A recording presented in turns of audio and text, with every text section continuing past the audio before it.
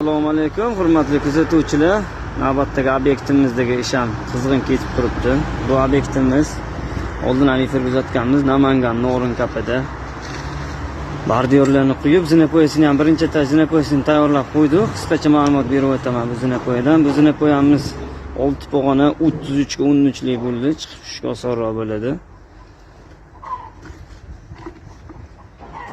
Birlashayotganimiz ham katta bo'ldi.